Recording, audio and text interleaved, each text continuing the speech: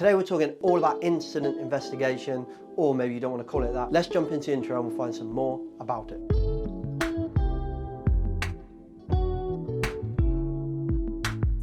Okay, so tip number one, initial data gathering. The sooner you start collecting data and information about the event, the better. But note here that we called it data gathering. We didn't call it investigation. We didn't say start the investigation as soon as possible. A reason we do this is because investigation, as I'm going to come on to later, it's not a great word, not a massive fan of it. I still use it sporadically, sometimes slip of the tongue, sometimes I use it intentionally because people don't understand what we're talking about. We don't call this part, when we do a process, investigation, because the data gathering, we want the operations manager to do this, not the safety team.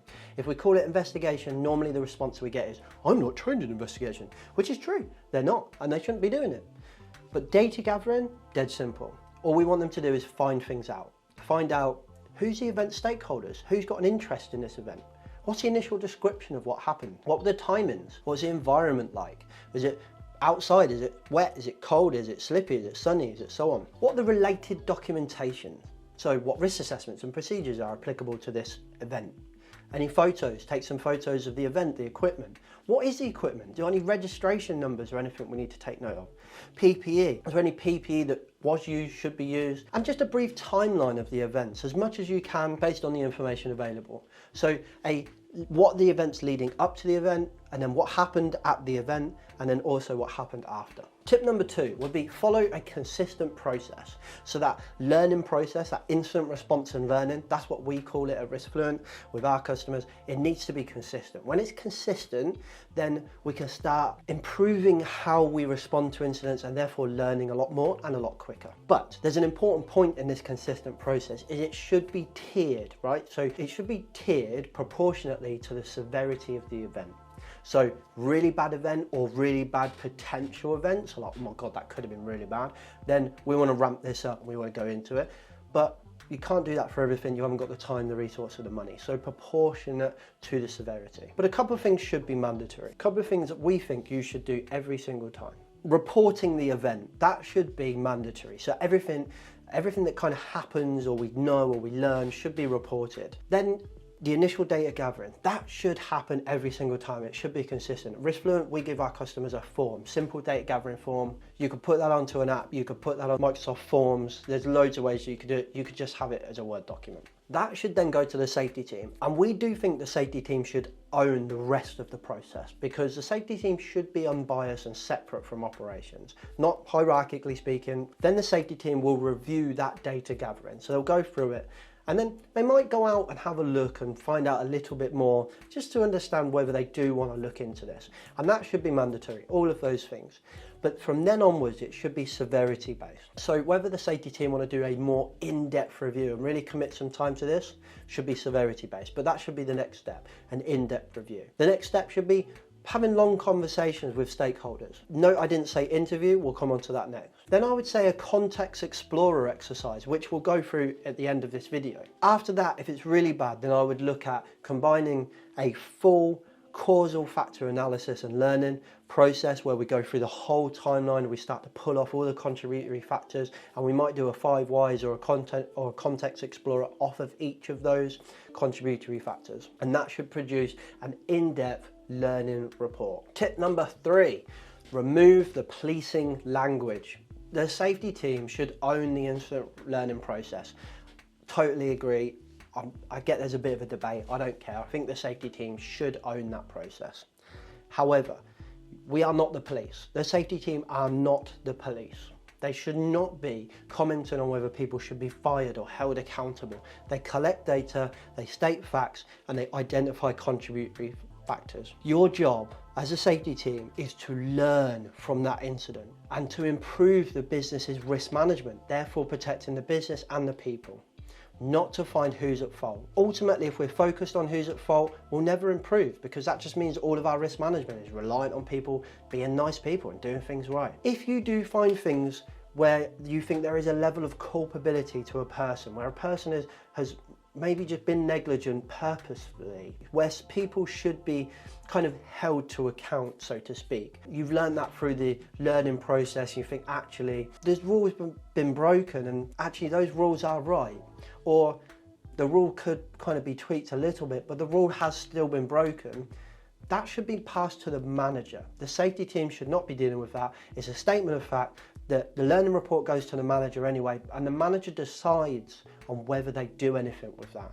And that process should go through HR, not safety. Okay, so now let's jump over to talk about the context cards and how you can do the Context Explorer exercise. Okay, our final tip is how to use our context cards in a really short exercise, and hopefully in what we see when we do it, in about 15 minutes you can get so much more information out of the team, that team that you're using, the stakeholders of the event. You get so much more out of them utilising this exercise in 15 minutes than what you would do in traditional investigation styles. So these are our context cards, and within this deck of cards you've got over 50 contributory factors to an event, to something going wrong. In the deck you'll find a little explainer card, and then throughout that, like I say, there's loads of individual contributory factors to an event. So how can you use these context cards then? Get a whiteboard is step number one, and I've got one, so let's jump over to the whiteboard. Okay, so firstly what we're going to do is we're going to divide the board into 4 quadrants. And I appreciate you can't really see it that much. Hopefully, I've used a black pen, hopefully you can see it a little bit better, but I'll explain it as we go.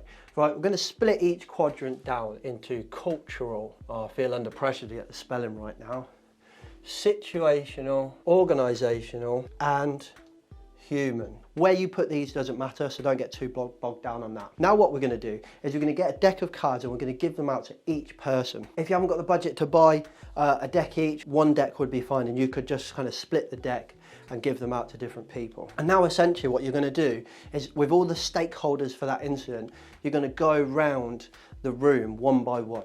And don't forget, you can go outside of the stakeholders of the incident. You could get other people that might bring some cognitive diversity to the room. And essentially you're going to ask them just to go through the cards, just flick through and try and find something. Oh, autopilot, this card says.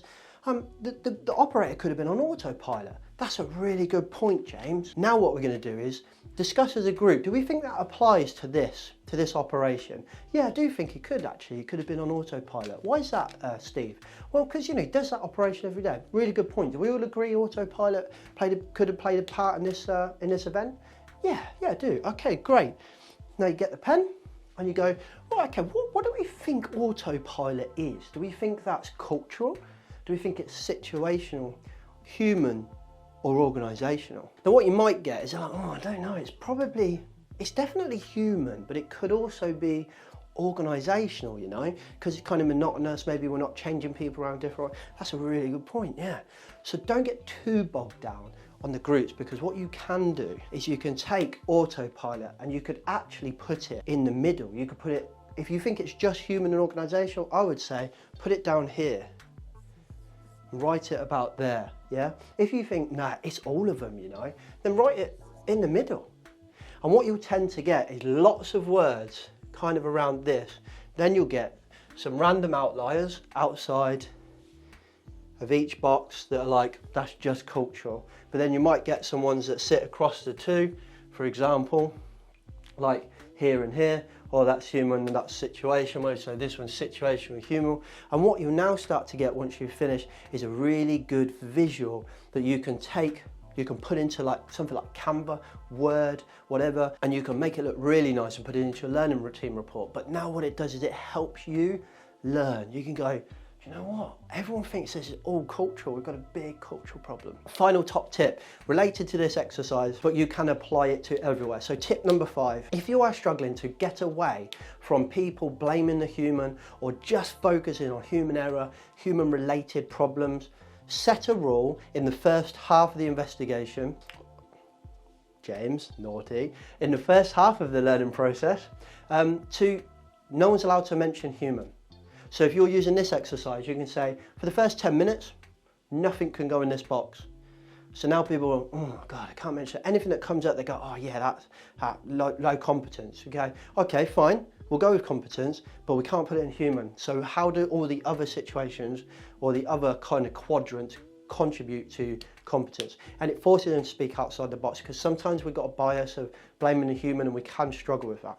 Doesn't mean there isn't any human factors that we need to consider. That's why in the last 5 minutes, open the floodgates, let all the human stuff come. But what you'll find is we've found out all the other stuff. Outside of this exercise, if you're really struggling with that, set that rule at sporadic intervals throughout the process, okay? So just being like, right, I just want to spend 10 minutes just discussing kind of what we think of this process, but I'm also setting a rule: we're not allowed to blame the operator. We're not allowed to talk about human factors right now. We're just going to talk about the process, the culture, the situation, and all of that. Just see how that goes. When we've done this with customers and when we've advised customers on doing this, we've seen a huge benefit. Okay, so that's today's video, top tips on how to improve your investigation. I hope that helped. I hope you got some value from that. Don't forget to check out Risk Assessor Pro. This is riskassessor.net. That's our risk assessment, method statement, incident reporting, and audit app. We think it's the best on the market, particularly for risk assessment. We've now got AI assisted search in there as well, and our unique photo grid hazard identification process as well. So don't forget to check out that. You can download the app for free and try it out completely free of charge at riskassessor.net. If you need any help with this stuff, cultural change, behavioural incident investigation, learning, whatever you want to call it, even if it's just bog standard safety consultancy, please check out riskfluentltd.com. If you want to buy our context cards or even our convo cards, or download a copy of our guidebook, go to riskfluentltd.com. Thanks for watching. Catch you next week. Safe.